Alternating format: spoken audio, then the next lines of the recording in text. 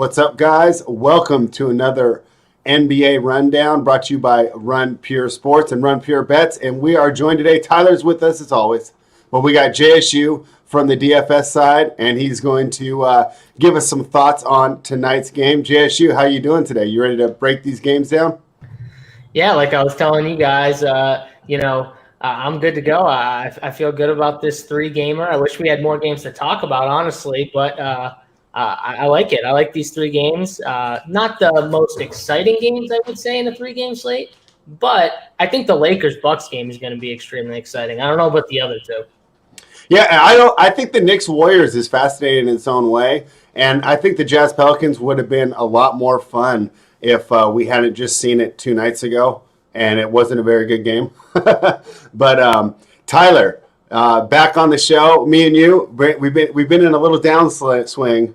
We're about to get it right back. Have you been checking out some props? You ready to get back into our winning ways tonight? Yeah, we're gonna find some winners tonight, spread. All right, do that. Sounds like a plan. So the very first game is, I think this is just a fantastic game. From a fan's perspective, and it's basically just pick the winner. The line's down to -2, Milwaukee -2, so Milwaukee's taken a little money since last night. They set the total at 228.5, which is about a standard number now for the new NBA if you have these more high-powered offenses. Lakers getting +112 on the money line. We'll start with you, Tyler. What are your thoughts on basically the premier matchup of the evening? I mean, this game is pretty much what everyone wanted the finals to be last year, right? Right. So, I mean, Bucks are 6-1 at home. Lakers are 7-0 on the road. Milwaukee's coming off that 2-point loss to Brooklyn. So, I mean, I think they need a big win here. And they're after a lost trend against the spread. I mean, just this year they're 4-0, and they're covering that number by 22 points. Mm-hmm. But under Budenholzer, after a loss, they're 40-11, and they're covering that spread by at least 4 points. So I think they win and cover here. Yeah, and I mean, it's tough. The Lakers also coming off a loss where they kind of lit off the gas against the Golden State Warriors, and then Steph Curry made that incredible step back to go ahead and get the win against the Lakers on Tuesday night. So we have both teams coming off a loss. JSU, what do you think? I mean, potential finals preview here. What are you looking for in tonight's game? Yeah, I mean, nationally televised game. LeBron always gets up for these type of games. I expect him. We finally saw LeBron, too, play actual big minutes last game, 37, which is a lot for him to what we've been seeing, where he's been hovering in that, 30 range. They've also been, kicking teams' butts, so I guess they haven't needed him. But even to start, even in some of the close games they've been in, they really haven't pushed them. We finally saw it. I think we see it again here if this game stays close, which I think it is. The spread kind of tells us. I'm still seeing -1, for the Bucks here. So it's going to be a close game. I kind of like the Lakers here. Personally, I think, like I said, LeBron gets up for these type of games. And right now, Lakers #1 defensive rating, #1 defensive team in the league. And, Bucks, they're not a bad defensive team either, top 12. But still, I just think LeBron, AD, I think we see a big game from these guys. They get up in these big spots against these good teams. And I think the Lakers eventually win. I would take the Lakers here if I was betting the spread. Excellent. And we will be on live tonight for the subscribers and members of Run Pure Bets. We'll be doing a live show so you can hear Tyler and I kind of doing the ups and downs. Maybe a potential arbitrage game, right? Could see both teams getting a lead. My ideas here, the Lakers are pretty much running the same thing they ran last year. So there's really not much to break down there from a strategic standpoint. I did want to talk about some of the adjustments that the Bucks have made, though, to their offense. Last year they ran a 5-out offense quite often, and that's basically just, everyone out. You can Giannis get to the rim, and you have four shooters there behind the three-point line. Now, this year what they've done is they've gone to maybe a 4-out offense, and they've been putting someone in the dunker's position, and the idea is that not only dishing for the threes, They can dish and try and get some easy twos, dunks or layups, as well as the defense converges on Giannis or any other player who decides to drive. Another addition they made is last year they would drop to transition instantly off a miss, right? They're making a much more concerted effort to hit the offensive glass this year.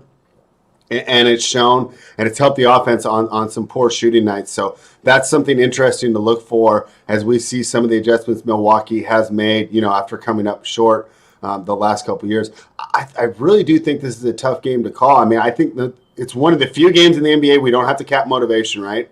They're both coming off a loss. It's a televised game. I mean, so I think, first of all, that makes it so much more fun for us because that's so much of capping the NBA. Is the motivation. So we're going to get two teams they're pretty much ready to go. Milwaukee, I mean, boy, they just seemed a little bit outgunned against that Brooklyn Nets team on Tuesday night. So I'd love to see how they bounce back. Now, JSU, from a DFS perspective, are you expecting heavier minutes from the starters? Will you be rostering some of these big name stars here? Well, I think in a 3-game slate, you kind of have to look at them. You have no choice, really. And with the other games that we're going to talk about here, they're not like the best spots. Like if this was a 7 or 8-game slate, I don't know how much you would be looking at some of these other studs here or some of these other games, period, depending on the other ones. But it's definitely something we're going to look at here. I think Giannis is going to be popular if there's some value on the slate. Like I said, I kind of like LeBron. I like LeBron in these get-up spots where nationally televised, he knows it. He gets up for these type of things, and I think his minutes are going to be up too in a close game. The spread says it's going to be close. I think both these teams are going to be very competitive here. So I like LeBron in these type of spots. One other thing, too, with the Brooklyn game with Milwaukee, the one reason why they struggled against Brooklyn was because they had no answer for James Harden. James Harden, I talked about this on the show, but James Harden is just someone that the Bucks are not going to want to see in the playoffs because what the Bucks do is they pretty much force passes out of the paint by converging and packing the paint when drivers get into the middle of the paint and force them to dish. But what James Harden does so well is when he gets in there, he does such a good job of drawing fouls, and at the same time, he can kick it to wide open shooters for open jump shots so easily. And what we saw in that game was that he was getting into the lane, and he wasn't just always passing it out. He was going right at these guys at some points, and he was drawing fouls. He does a thing with his head where he throws his head in net, and he just kind of puts the ball out there and then pulls. He's so good at it. The Bucks are not going to want to see him in the playoffs. It's a terrible matchup for them. They didn't want to see him come east. This is I talked about it on I think Monday's pod before the game that we do, a morning podcast, and I said the Nets are just a really bad matchup for Brooklyn for Milwaukee. If they see them in the playoffs, I would take the Nets in a series all day because of their roster construction. They have shooters spread around James Harden who can get to the rim at will and draw fouls, and he's a good point guard. We just haven't seen as much of his point guard skills because he tried to do it all in Houston. He doesn't have to do it all here. So we're going to see his point guard skills just become so much better, and you're going to see things you never thought you would with James Harden. Him average, easily is going to average double digits this so easily. I know he's done it before, but it's going to look effortlessly when he does it. Whereas before, he worked for every single thing he had to get. Yeah, I mean, the only thing I could say that would be good about it for the Bucks is maybe it takes a little bit of the pressure off them. I would say before that trade, anything but a finals appearance would be considered a disaster. Coach getting fired, reasons to blow it up, make huge moves. Now I think some of the pressure has been taken off because they're no longer the clear-cut favorites, and I don't think it's necessarily a failure. How that affects them, I'm not sure, but I completely agree with you about the matchup. I think that, there would be hope to get lucky and hope that maybe a Philadelphia or someone that matches up with the Nets a lot better can snipe them and take them out, because I think you're right. I think they match up better with a Philadelphia than they do a Brooklyn. Tyler, for this game, have you circled any props, or is there anything that you're looking to attack right away? I put one on the spreadsheet, but the other one I was eyeing up was Middleton over 21.5 points. Okay. He's averaging around 25 points a game at home, and the Lakers are giving up right around that same amount to opposing small forwards coming in. So, I mean, and we all know the attention will be on Giannis. So I think this could be one of them games where we see Middleton get maybe 30 points and be like the Buck star. Yeah, that'll be interesting. Who do you think he'll be matched up with primarily? I think they might put KCP on him. Okay, that should be a good matchup for him because he could shoot over him fairly easy if he does get that matchup. JSU, I don't know how much time you had, but did you have any props or any way you were looking in that game? I mean, actually, Middleton was one that I was looking at too because I think 21 and a half, was it, Tyler, you saw? Yeah. I'm seeing that on DK as well. I like that. I think that's a good number for someone like Middleton. I also don't mind Drew Holiday over 15 and a half. I think he could have his way here in this matchup too. Schroeder's a good defender, but he's also ultra aggressive, and that could be used to his detriment too with a guy like Drew Holiday who's really strong, veteran, knows how to play the game. I think he could get him a little bit. So, yeah, I also think, too, you talked about from a DFS side, a guy like Montrezl Harrell in this matchup makes a lot more sense because I think we see him play bigger minutes than I think he's matchup dependent, and they don't run him out big minutes if they're blowing a team out. Like, they'll play him as like 23-ish minutes, 25.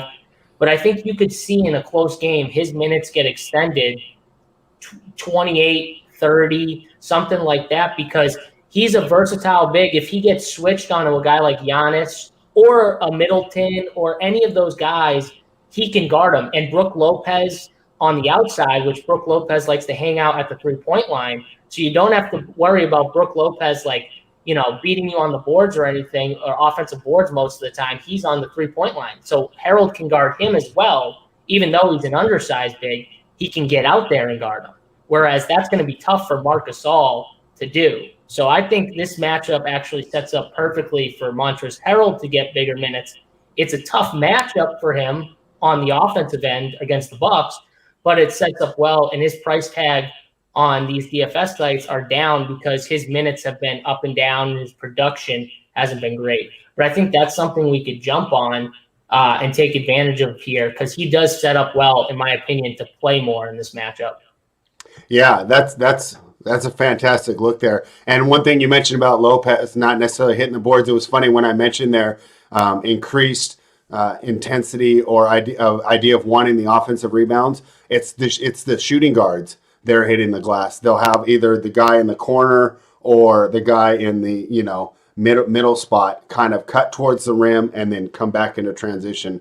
But it's not the center going for the offensive rebound, obviously because the shooting guards can get back quicker, so they can still put pressure on the defensive rebounding, but not necessarily give up those transition threes where Lopez is just too slow to try and do something like that. So I heard you guys give out a couple overs there on the props, 228.5. What do you guys think, over or under here? I like the over. I think both these teams will get up and get it running. They're both ranking top 10 in pace in their last 5 games. So I think we could see one game where one team maybe touches 120, the other one's at like 115. JSU, do you agree? Do you think this game goes over the 228.5? Yeah, I do. I think the Stars get pushed a little bit more. I think that the total goes over. I agree with Tyler here. Yeah, I mean, one thing you can always note when you're watching Milwaukee, the number of times that they get up a shot with still 15 seconds to go on the shot clock. I mean, even if they're not getting good looks or they're not shooting the best, like they weren't against Brooklyn. Against Brooklyn, I think Brooklyn was 50% from behind the arc. Milwaukee was only 30%, and the game still landed on 248 just because the pace was so quick. So I think this is really a tough game to take an under. I thought that there would be a playoff feel atmosphere on that Milwaukee-Brooklyn game, and it did slow down towards the end, but it didn't matter because the guys were just making every bucket. So I would look to the over here of 228.5, and we have a split panel here. We got Tyler likes the Bucks, JSU likes the Lakers, so this should be a lot of fun. You got to break the tie here. You can't Yeah, just I was let it go. you can't just be neutral. Come on, spread. You got to break it here. What are you doing? People want to know the lean. Come on. I would probably lean with you towards the Lakers. I think their championship pedigree helps, and I think that AD and LeBron are going to be really tough to stop there towards the end of the game. And like you said, LeBron does get up for these games, and I think that they just don't have that one weakness where Giannis, I don't really trust him to hit those big threes towards the end of the game. You watched against Brooklyn how DeAndre Jordan was playing him when he was behind the three-point line. DeAndre Jordan was at about the free throw line and was like, go ahead and take the threes. Now, he did manage to make a couple there, which sucked for my under in that game, but I don't trust him to consistently make it like I do trust LeBron in those late moments. So just because they have the more versatile star there in a game, with two teams that play excellent defense and have excellent role players, I'm just going to go with the guy that I know, and that's LeBron James. So now I'm breaking the tie there, but we'll be on live, and I think we can find a better spot than trying to hit these pregame numbers. So the next game, before we go to the next game, what's your opinion? I was going to ask you, what's your opinion on that? Because I remember watching DeAndre Jordan sink into literally the paint, not even the free throw line. He was letting Giannis take a dribble, 2 dribbles in from the 3-point line to take a jump shot. What's your opinion on that? Because he was doing that, like you said, with 15 seconds still to go in the shot clock. He would just dribble up, and he'd see DeAndre sink in, and he would pull up for 3 a couple times, or he'd take 2 dribbles in and take a little bunny jumper. Right. I think teams are just going to mimic what they did, what they saw DeAndre Jordan do until he starts consistently making jump shots. I assume the Lakers are going to do the same thing, right? Yeah, I would think so. One thing I would say is I credit Giannis for taking those shots. If you don't take those shots, it's even worse, right? Yeah. And I think that he's getting that free throw level jumper down, which is weird because his free throw percentage is so bad. But he seemed to be pretty consistent when he gets it from the free throw line. The three-pointer I still don't trust, but he's going to have to take those shots and just make, a lot of times it's not about necessarily making the shots. It's about forcing the defense to respect the shot. And it's funny because there's also the opposite where some guys are shooting 37, 38% from behind the arc, and they're still not giving them the space, So a lot of times teams will just choose to give up that shot. I think that it's obviously going to be mimicked, and that's what he's going to need to work on. Now, can he develop it in season, or is this going to take another season or two? Remember, LeBron wasn't even that good a three-point shooter till maybe the last 5 years of his career. I remember even in the 2015 series when the Warriors wiped the floor with him, it was just his three-point shooting compared to the Splash Brothers. It was just night and day. And now he's developed that shot to where it's dangerous, if you've bet against him. But yeah, I think the teams are going to mimic that and continue to do it. And I think that we will see that tonight. What do you think, Tyler? We're going to see some go ahead drop and dare you to shoot some 3 defense on Giannis tonight? Did Tyler get frozen here? Is he frozen? Yeah, I think he's frozen. All right, his computer froze. So what's funny about it is, have you heard Doc Rivers talk about Rajon Rondo in those years with Boston when they went to the championship? One thing he talked about was, he said the thing I had to teach Rondo was pretty much that if they're giving you something, you can get something better.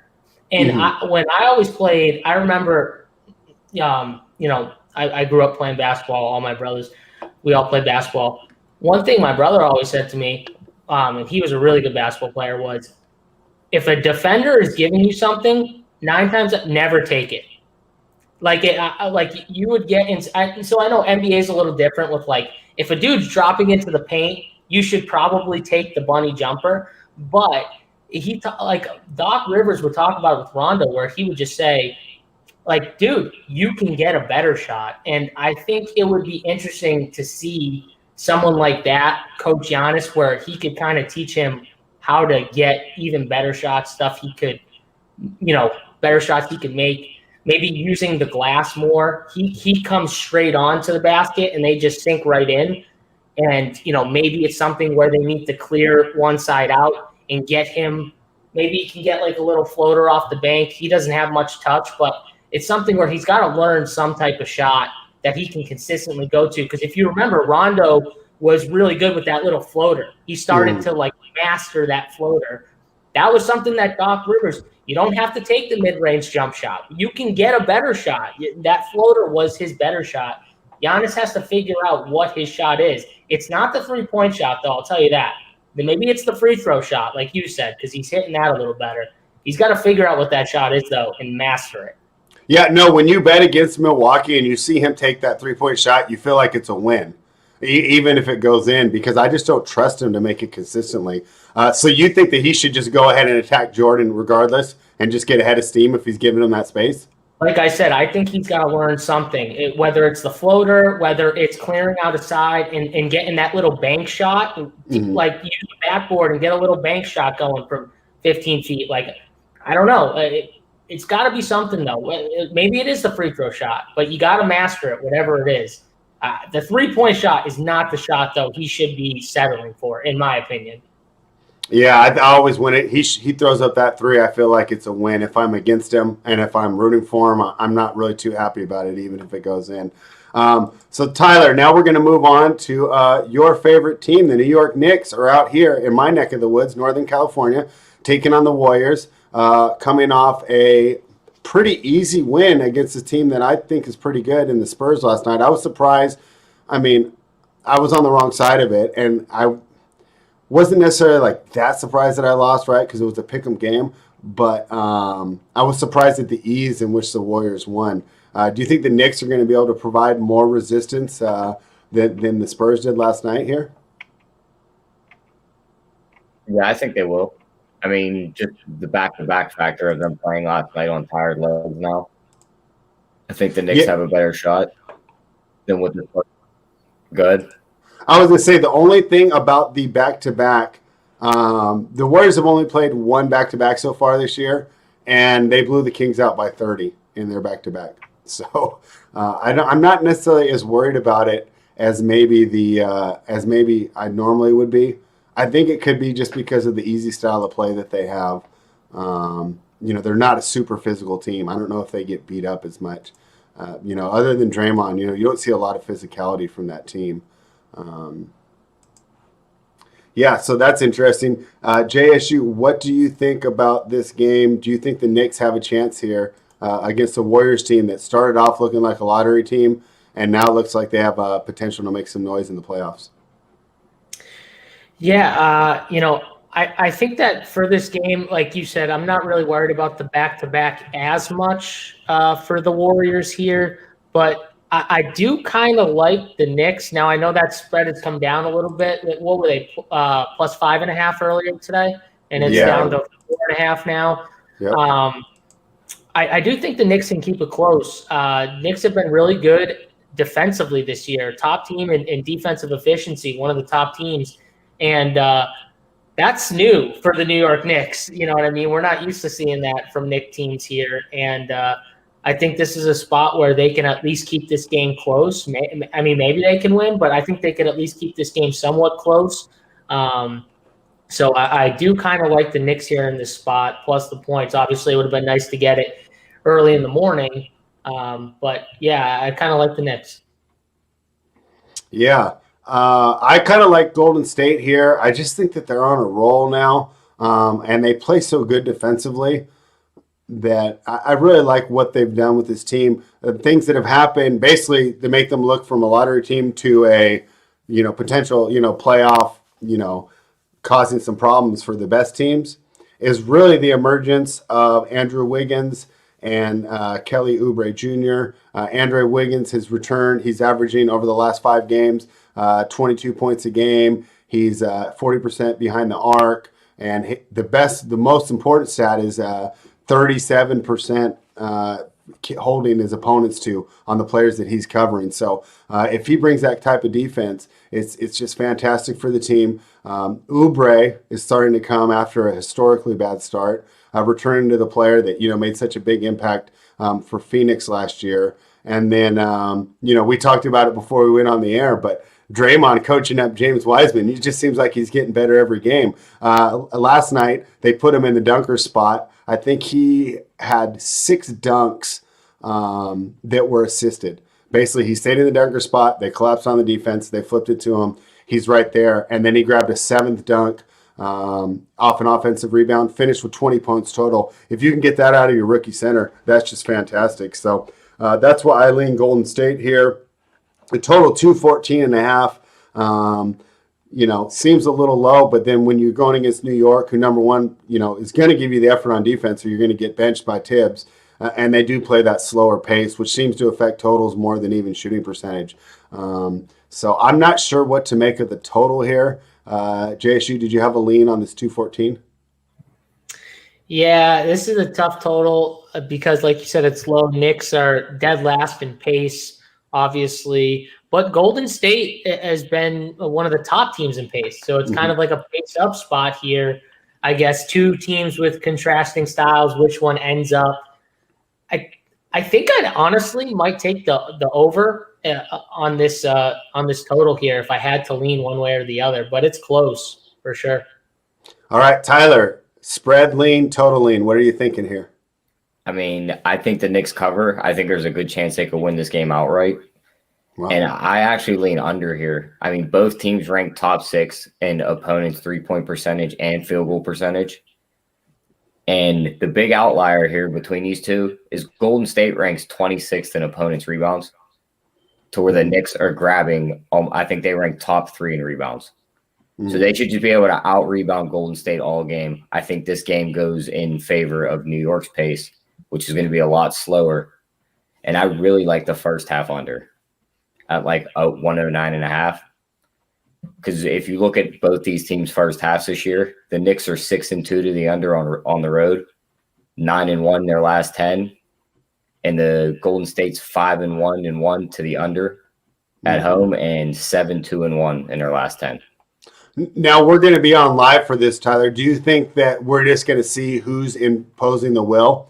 And if it's a slower pace, do you favor New York? If it's a quicker pace, do you favor Golden State, or do you think that's kind of going to be irrelevant? I mean, even if it gets faster pace, I think the Knicks have a shot. But if Golden State's just hitting threes left and right, I think that's when it can get out of hand. But now, the Knicks can definitely run with them, with guys like RJ Barrett out there. Yeah. And RJ Barrett's been a roller coaster ride, right? He either looks like, potential most improved player or, a biggest bust in the draft in New York for the last 5 years. So he's really been a tough player to gauge. Now, JSU, we talked about how slow New York's pace is, but they've kind of been DFS darlings since you get 43 minutes, right? Minutes are gold in DFS. How are you looking to attack this game from a DFS perspective, and how much do you love Thibodeau for giving your guys 43 minutes here if you want to put him in the lineup? Nothing more than loving Thibodeau with him playing such a tight rotation and all of his guys seeing big minutes for DFS. That's what we want.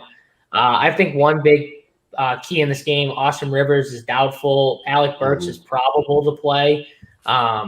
I don't know if Alec Burks is going to be on a minutes limit. That's something that for DFS we obviously want to know, because if he would be, I wouldn't have much interest. If he's fine to play and there's no Rivers and he's good to go, like they're not going to minutes limit him here, I think he's a really interesting play coming off the injury. People might stay away. So we might see a little lower ownership for Alec Burks. I honestly think also on the Golden State side, I really like James Wiseman. I liked him last night. He came in really low owned, like 1% or whatever it was. No one was on him because he busted the night before when he had 5 fouls. He was in foul trouble, but all people do is they look at the box score. They say, oh, he had 12 minutes on the court. He did nothing. Well, why do you have 12 minutes? Like he normally gets like 20 plus minutes. He had 12 minutes because he picked up his 5th foul with like 2 minutes into the third quarter or whatever it was. And then who they had in was playing so well, and the game got close that they just stuck with it. They never put him back in because that game got close and they just rode with who they had in there. And so they didn't even come back with Wiseman at all in that game. But then last night, look what happens. Comes back straight off a bus. No one's on him. He's cheap. Comes out, puts up 33 fantasy points at 45 or 600, and he crushes at 1%. I like this spot because Mitchell Robinson is someone who we don't have to worry about kind of getting him in foul trouble. If Wiseman gets in foul trouble, it's probably off of stupid fouls like we saw in that other game on Monday, where like he no need to foul a guy when you're that far away from the hoop, and he would do it. Like he dribble the ball up, like stupid fouls that he has to like not do to get in foul trouble. So I like this spot because Mitchell Robinson is someone we don't have to worry about attacking him offensively. Whereas if he was guarding Julius Randle, I'd be terrified of this spot because Julius Randle would go right at him and get him in foul trouble in probably 2 minutes. So that's why I like it for DFS. I like Wiseman a lot, and he's cheap. Yeah, and you bring up, I think, an interesting conundrum that the Warriors are dealing with this year, and that's whether or not they're prioritizing the development of, their young potential star here, or just going for the playoffs straight out. Because I said it on my pod yesterday, I think the Warriors' best lineup would be Curry, Lee, Wiggins, Draymond, and Pascal, right? But obviously, Oubre and Wiseman are in the starting lineup. Oubre, obviously, for the upside. And Wiseman, it's just the potential versus Pascal. He's a great player. He is still improving, but he's obviously a lot closer to his ceiling than Wiseman is. So I think it's an interesting situation for Kerr, and it's almost like he kind of changes night to night. Now, the foul trouble made it easy for him, but we've also seen a lot of games where he's just not playing in that fourth quarter. And I heard you mention Julius Randle. Has he been priced appropriately? Because I know that he's just been putting up stats left and right.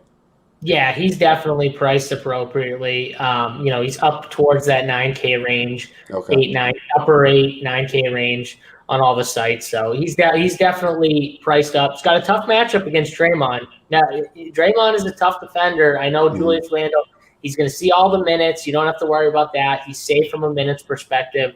But it's not easy. Draymond's a good defender, and he's sneaky good at, like, getting people – he can draw the charges. He knows footwork. He knows where to be. He knows guys' tendencies. He studies the tape. He's a very smart basketball player.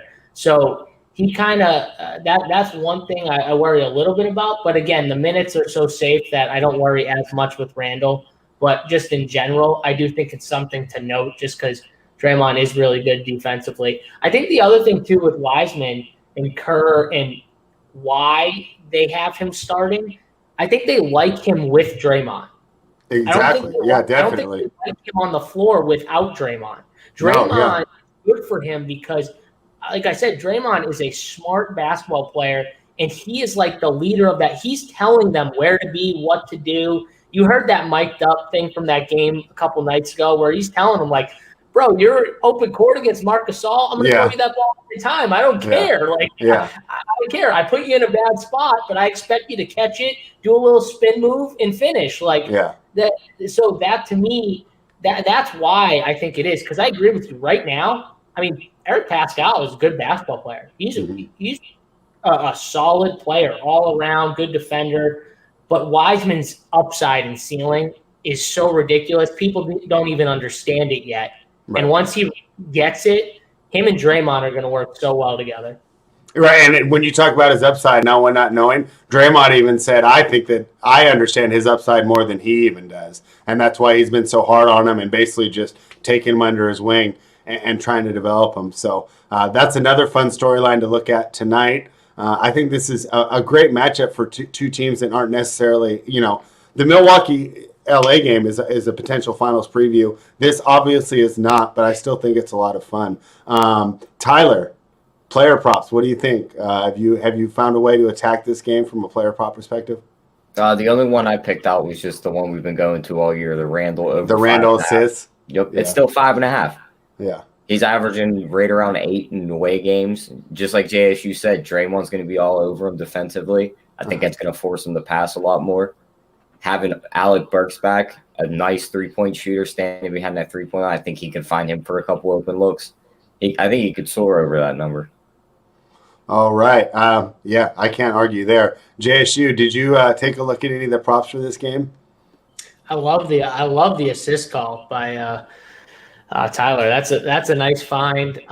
For this game, I didn't really have anything. I mean, I think I might take the assist call, though, and run with it. I'm not going to say it was my call because I didn't see it, but I'm going to take Tyler's call and run with it. I like that call a lot. Yeah, not much else though. I'm really seeing. I don't see anything on Alec Burke either. I would love to see some. I don't right now. I don't see him in the props at all, like on DraftKings where I'm looking right now.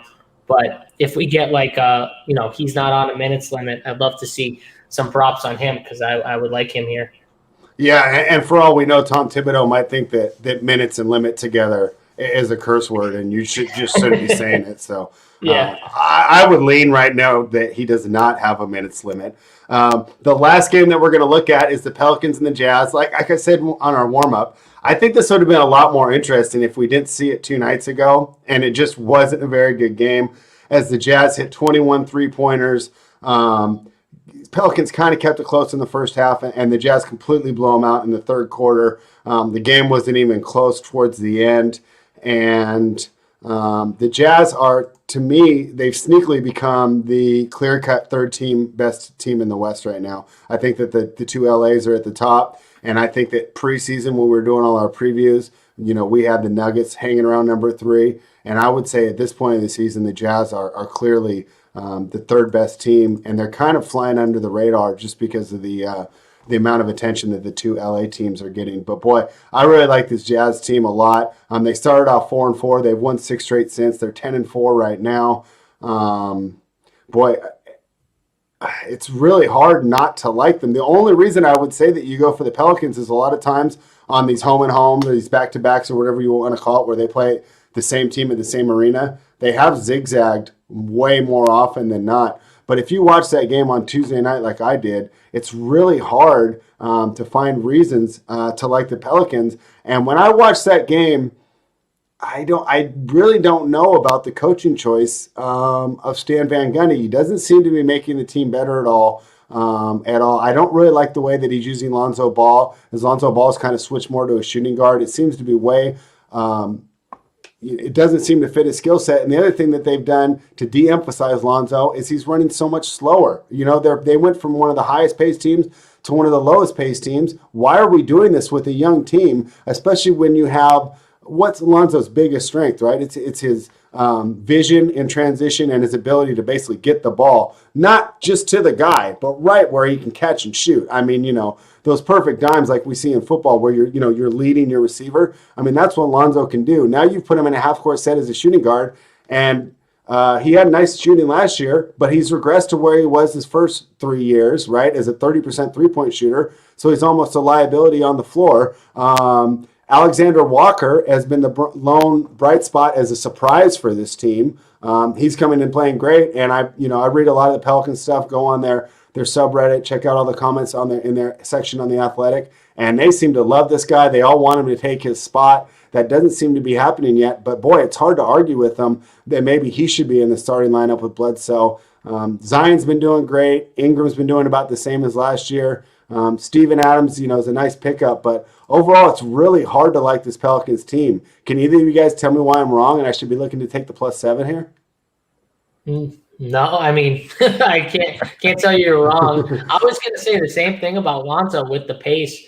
I don't understand why you have a guy like Lonzo starting with Bledsoe and you're not running. Right. Like you're not. So Steven Adams, to me, maybe it's because Steven Adams, they want Steven Adams on the floor for his good defense, which he is a good defender, and he was a good pickup. But I just don't think he was a good pickup for this team. I just don't think he fits the style of Zion, Brandon Ingram, Bledsoe, Lonzo.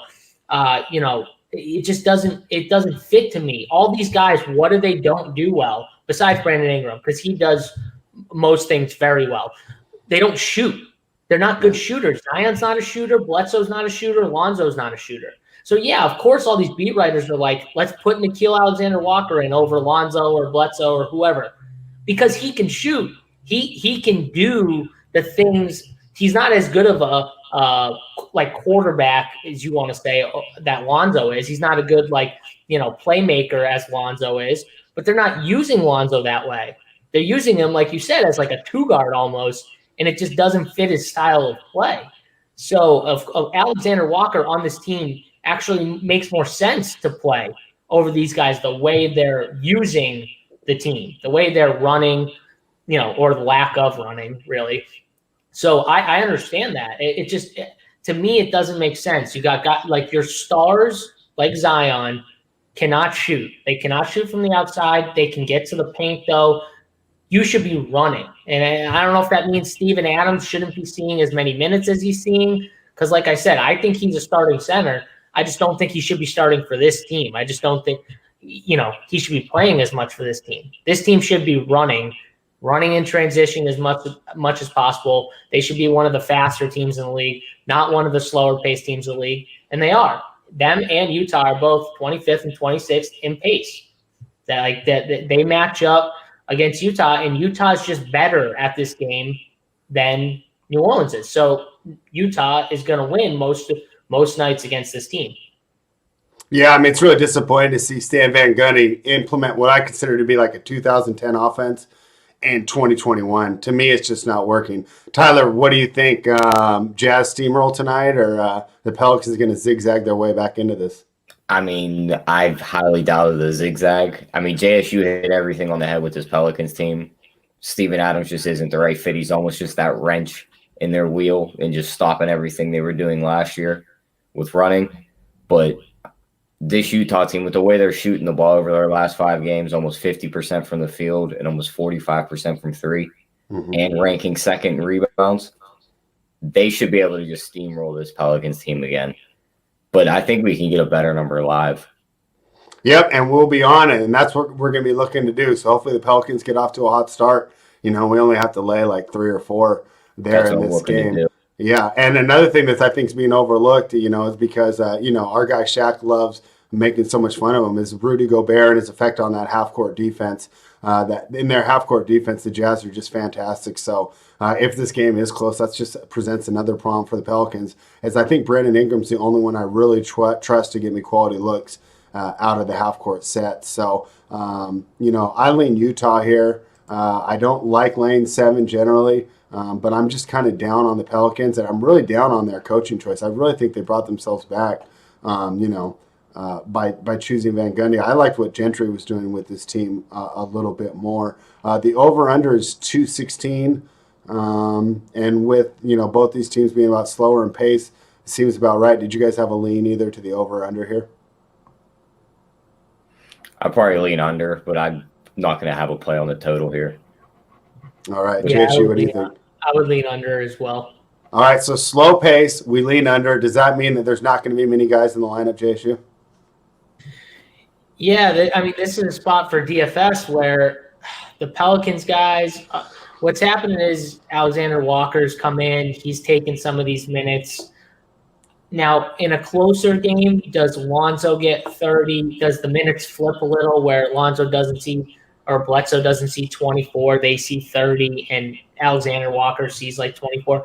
Maybe, but I don't really know. And maybe it is just him kind of cutting into their minutes a little bit. I know they were cautious with Lonzo last game coming off the injury, but just going forward, that's something we got to worry about for DFS, because minutes are huge, and we want these guys, even though they're cheaper price tags on all these sites, we still don't love that Alexander Walker could be kind of taking away from one of these two guys, Bledsoe or Lonzo. So that's something we don't like. And then Brandon Ingram and Zion are priced up enough, and they're not doing enough for their price tag. Zion is scored a ton, but he's not like that high volume rebounder. He's not been getting a ton of like steals and blocks either, which is huge for DFS when you're paying 7 plus 8K plus for a guy. You want someone who has huge rebounding upside, who can also get you that double bonus, who also can get steals and blocks. We're just not seeing that consistently out of Zion. So I don't love these two studs, Brandon Ingram and Zion. I think they take away a little. And then obviously Steven Adams playing hurts the rebounding, because he's a solid rebounder and, manning the paint inside. So it just kind of takes away from their ultimate upside, in my opinion. I think this team would be so dangerous if they ran some Zion at the 5. Maybe not in this matchup, but maybe in this matchup. I think in this matchup it would be great. Yeah, let's take advantage of Gobert's lack of mobility, right? You don't want to play a half-court game against the Jazz. You want to be getting up and down. Yeah. Pull him out. Yeah. Exactly. Run him off the floor. That's the goal there. Yeah, and that's how they were attacking him in the playoffs. Denver loved to do that. You saw Jokic doing that. He said, I'm fine outside. I can work the high post. I can work behind the arc. We saw that in the playoff series where the Utah was eliminated. I just don't know why coaches are so like hell bent on like the old. It's honestly like just the old ways, like the old system. You gotta have a true center in. Gotta play 30+ minutes. Man the paint. No, like put Zion in there. Let him play some 5 and run. Like absolutely throw Josh Hart, JJ Redick, Nickeil Alexander, whatever, and just run the hell out of that team.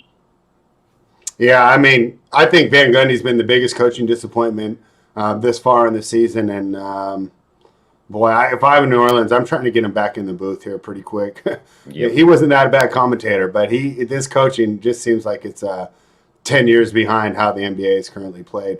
That being said, Tyler, is there props we can attack? Are we actually going to bet some unders here? What are we looking? Oh, I got 2 unders we add up. I like Bledsoe's under 3.5 rebounds. Okay. He's averaging around 2.6 rebounds in away games this year. I know he grabbed 4 on Monday, but again, this paint is going to be clogged with guys from Gobert to Steven Adams to Zion to even Brandon Ingram down there grabbing rebounds. Favors coming in off Utah's bench. So, I mean, I don't think there's going to be many shots for him to grab rebounds off of here. So I like that spot. And the other spot I like is Lonzo under 11.5 points. He's averaging around 10 points in away games. Yeah. And he's shooting terrible from the field. 37% and 28% from 3. Yeah, I said 30% earlier. It's even worse, huh? All right. And the Jazz over their last 5 are the best defensive team in the league right now if you go off of field goal percentage and 3-point percentage. Yeah. I mean, you cannot fault the Jazz defense. And, boy, I mean, as much as I've downgraded Van Gundy here, I think Quinn Snyder's doing an excellent job getting the most out of this roster. JSU, did you take a look at any props that you might be trying to attack in this game? Yeah, kind of like Bojan Bogdanovic is over. I think it was 2.5. Let me just double check that real quick. Over 2.5 threes. Yeah. So in his last 4 games, first of all, it's the guy who takes a bunch. He's 4 of 6, 3 of 5, 5 of 9, 3 of 8. So he's gotten over that prop his last 4 games. I think this is a spot where you got a guy who's shooting at high volume of threes per game, and he's pretty efficient at it. So I would take the over on that prop. I kind of like the over there. Yeah, and I think that he's a player that really kind of illustrates the difference between the Jazz that we saw the first 8 games of the season and then now on the 6-game run, because he was really hurt, and Tyler and I talked about it at the very beginning. He still had the wrist wrapped up, was getting beat defensively, and wasn't providing anything on the offensive end. Obviously needed to just play himself back into shape, get back in with the system, but he's looked fantastic right now, and he's had success. So has the team. So I love that look here, especially because it correlates with my lean on the side. So did you guys have any other thoughts on this game or the other games before we wrap this up? The only other one I'd have on this game would be, if I haven't seen a Clarkson line yet on his points. If it's probably about 15.5. If it's lower than 17.5, I think it's an over bet. I mean, he's been key in this run, just like Bogdanovic has. I'm seeing it at 17.5 on DK. Oh, of course, it's right on that number. It's right on that number, minus 110. Yep. All right. Well, they seem to have set the line sharp, but we can still take advantage of that Randall line that they refuse to adjust. JSU, anything on this game or any other game before we head on out? No, I mean, I think we broke it down pretty good. Yeah. I mean, I can't believe we were at almost 50 minutes on 3 games. I thought this was going to be like a 15-minute video. So I'm glad that we had so much to talk about. Guys, it was great to have you guys on. Real quick, JSU, before we get out of here, for people who aren't familiar, do you want to let them know what they receive if they sign up for Run Pure Bets and take advantage of that DFS content that you guys are providing, crushing, and giving so many screenshots that are just flooding my Twitter timeline? Yeah, I mean, that's obviously the goal, but yeah, if you sign up, if you're a bet subscriber, you sign up for the DFS package, you're going to get, live shows. We do premium up to lock shows for NBA Monday through Friday. Right now we still have the NFL content, core plays for both NFL, NBA, MMA, everything. You're going to get every sport, NHL, all for one price. So it's just a good time with all these sports to jump in. We got the big McGregor fight, which I know you guys on the bet side, I'm sure, are gonna have a bunch of plays for, and probably a live show, I would assume, or something like that for that big fight. And I know we're doing a combo DFS and betting show on Saturday at 11 a.m. with Joey Work and two of our guys, DC and Titletown, who do a lot of our MMA content for DFS. So if you're big into MMA and you want to check that out, that's going to be a combo show where they break it down from both the betting side and the DFS side to build your lineups before that fight. I think that card starts at like 6:30 too. So you'll have some time to watch it before, because they're going to go on at 11. So check that out if you're, on the bet side and you want to try out the DFS, check that out. Yeah, and for $100 a month, you get access to both. He just explained what you would get from the DFS side. From the bet side, you're going to get access to all Tyler and I's plays, not to mention four of the great cappers in Sports Keg, Joy Work, JJ, and Matt Dixon, Twatty Lade. And, up and downs. This month hasn't been the best, but we're proven winners over the long term, and we will get it back right away. You're also going to get access to the live show betting videos like for tonight. Tyler and I were talking, a lot of these lines are pretty good, but we're going to be able to attack these things live. NBA is the best sport to bet live. It's going to be a members only show tonight. It's going to start right around tip off at 4:30. So you also have access to that, and you get access to our premium Discord, in which you get the best sports betting information. Our guy HTP has been on a run lately. We got Eric Rosas in there, Y2J, a bunch of sharp minds in there, all exchanging information. And for me on the bet side, I love to go check out the DFS Discord, because they get the injury news. Like, I don't know, like, do you guys have trainers on the payroll? Because you guys are getting it before even Fantasy Labs announces it. So for me, if I'm teetering on a bet and I'm not sure about a guy, the DFS Discord is the place to be for that up-to-minute injury news. You got the bets Discord where we're breaking down kind of the same ideas, but more from a prop and totals perspective. So it's the best $100 you can spend per month for a DFS and betting information. Great community, great group of members. So thank you for everyone checking it out. JSU, thanks for joining us. We're going to bring you back real soon because we had so much fun.